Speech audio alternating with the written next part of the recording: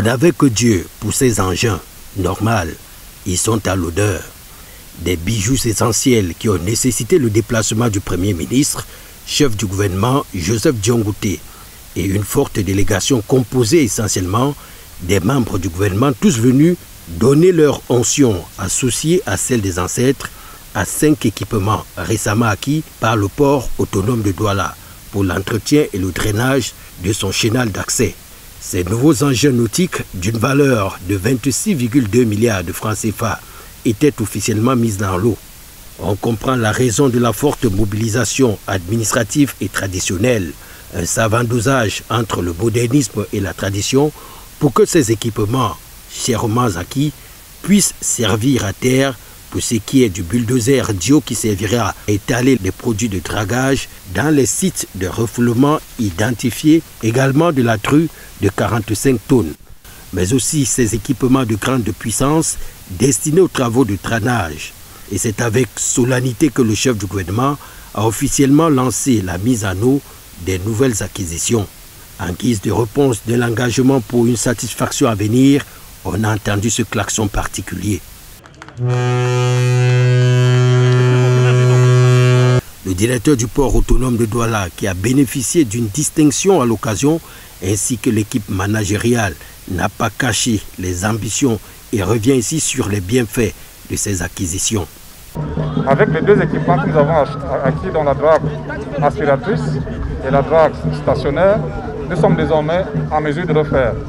En plus de draguer, je voudrais indiquer que cette régie de dragage donne l'opportunité de création d'emplois et de richesses.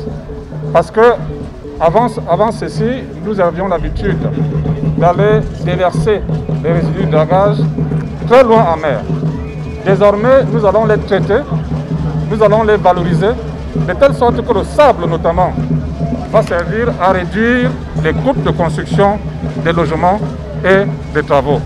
Le Premier ministre chef du gouvernement apprécie lui aussi à sa juste valeur l'équipe managériale du PAD qui donne à ces structures une autre dimension.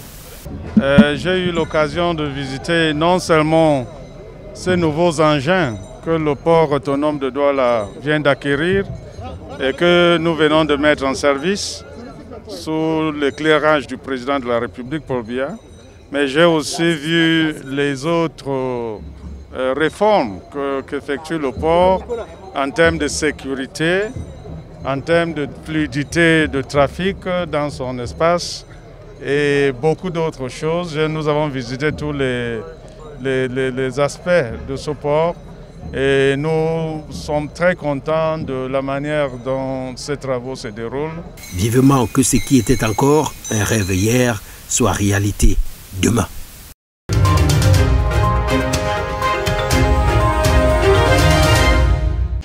Une importante cargaison de produits pharmaceutiques dans le sac, centre de santé clandestin sous scellé.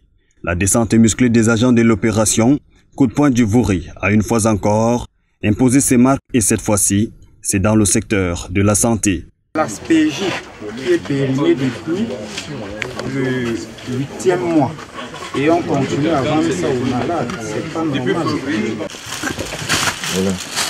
Voilà les marques. Au cœur de la cible des agents, les adeptes de l'illicite et de la contrefaçon qui font dans la vente des médicaments de la rue. Premier arrêt, marché PK14, l'un des espaces de commercialisation de ces produits. Après la saisie de tous ces cartons et interpellation du tenant des lieux, son exploitation a donné lieu à la découverte d'un impressionnant stock de médicaments dissimulés dans un magasin à domicile.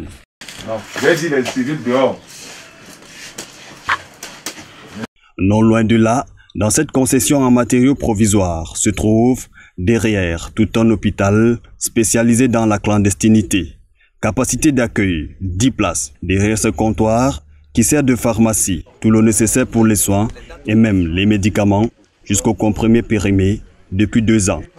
Si le cadre ne fait pas encore bonne figure, les malades, eux, trouvent pour l'instant réconfort, du moins avant la descente de l'équipe. Dans ce local aménagé qui fait office du laboratoire, sont analysés les examens des patients. Tous ces produits ont été saisis et le personnel interpellé. Autre lieu, même sort pour les tenanciers de ces commerces indésirés. Ici également, une importante cargaison a été saisie avec à la clé l'interpellation des vendeurs. L'opération enclenchée il y a seulement 3 jours continue son petit bonhomme de chemin tout au long de ce mois d'octobre avec à chaque frappe ses victimes.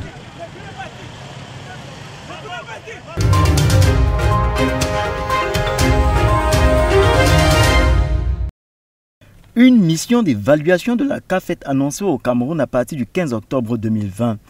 À 3 mois du coup d'envoi du championnat d'Afrique des Nations que va abriter le pays de Roger Mila, les stades retenus pour la compétition seront passés au peigne fin. Au nombre de ceux que vont inspecter les émissaires de la CAF figurent Ngwaekele pour Yaoundé, Mbapelepe pour Douala et le Middle Farm Stadium pour Limbe, occupés par le dispositif de lutte contre le coronavirus. La pression monte. Au ministre en charge de la santé publique, le ministre d'État secrétaire général à la présidence de la République, Ferdinand Ngongo, a adressé une deuxième lettre qui faisait suite à la première datant du 28 septembre dernier. Au sujet de la seconde correspondance, le secrétaire général à la présidence de la République donne 24 heures pour voir les 10 aires de jeu libérées des chapiteaux et autres à ce soir. À seulement 2 jours de l'arrivée de l'équipe d'évaluation, le stade Mbapelepe à Douala présente fière allure, de l'extérieur tout au moins. Les reporters n'y ont pas accès. On apprend hors caméra d'un groupe de jeunes gens tumultueux qu'ils sont recrutés pour libérer le stade du dispositif en question. Il y a lieu de s'interroger pendant la visite sur l'état d'une pelouse qui a subi des mois durant l'oppression des planches. Tout compte fait, nous sommes au Cameroun et le Cameroun, c'est le Cameroun.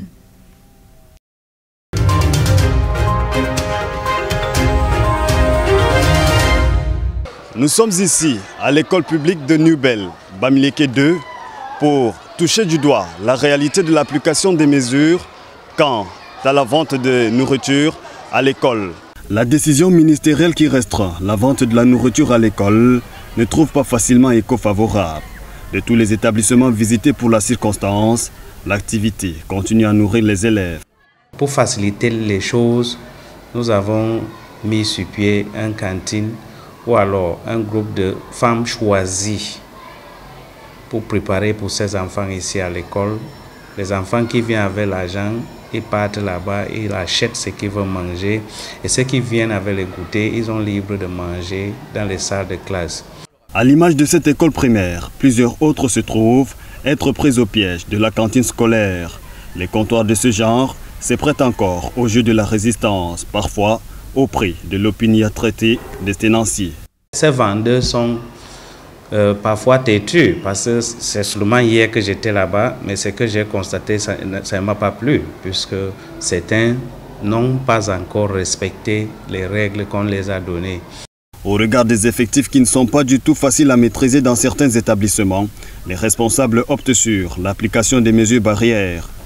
Nous leur demandons d'avoir des gants, des chaussures fermées, et puis couvrir de la nourriture avec un linge propre.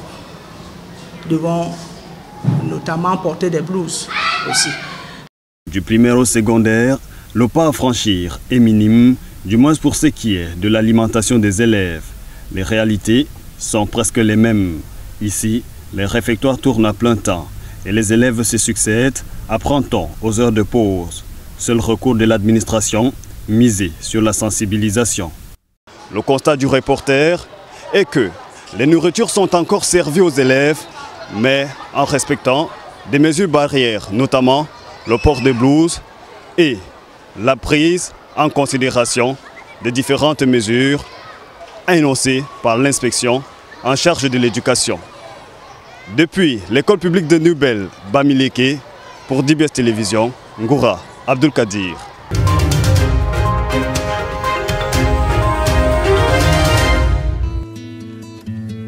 Il vaut mieux être bien accroché quand on connaît la destination. Ici, on a le ciel pour toit et la forêt pour habitat. Au creux des arbres et à l'abri des regards indiscrets, la mère donne aisément sa toilette aux petits tandis que tante et cousine se partagent les derniers potins. Il faut tout de même garder un œil sur le repas du soir encore au feu. Au menu, ce sera légumes, singes ou poissons. Chacun ira selon les plaisirs de son palais. Pour sûr, dans le bénédicité du soir, on dira merci à Mère Nature qui pourvoit gîte et couvert à ses enfants qui en prennent soin. Le jour venu, justement, la vie reprend ses droits. La forêt s'anime. Il y a partout des bras forts, dans les bois d'abord, qui s'y chargent des grumes pour des contrées lointaines. Ailleurs, dans les champs, les jeunes s'activent à arracher les trésors de la terre qui le leur rend selon leurs efforts. Passant par la case marché, on rencontre aussi des mains habiles qui découpent avec la précision d'une machine des légumes affectueusement appelés coco. Juste à côté, des doigts miniaturisés attisent des braises sous quelques morceaux de bananes plantain et des prunes dodues faisant saliver. À quelques pas de là, une surface rocailleuse sauvage et exceptionnelle transformée en séchoir géant, les femmes du village y étalent leur manioc. Sous le roc coule un filet d'eau claire, c'est le pressing du coin. Lessive, vaisselle et souvent même moto y retrouvent leur éclat. Mais Gary Gombo, c'est deux couleurs pour le même tableau. À côté de la majesté sauvage et ambiguë se greffe l'incontournable touche de la modernité. De nouveaux luminaires éclairent la cité qui s'enrichit de nouvelles bâtisses aux matériaux plus solides. La ville vient à la rencontre du village dans un savant mélange d'ancien et de neuf où la tradition ancestrale se mêle aux incompressibles du présent. Ainsi va la vie à Gary Gombo, un petit coin de paradis où on fait simple et on fait bien.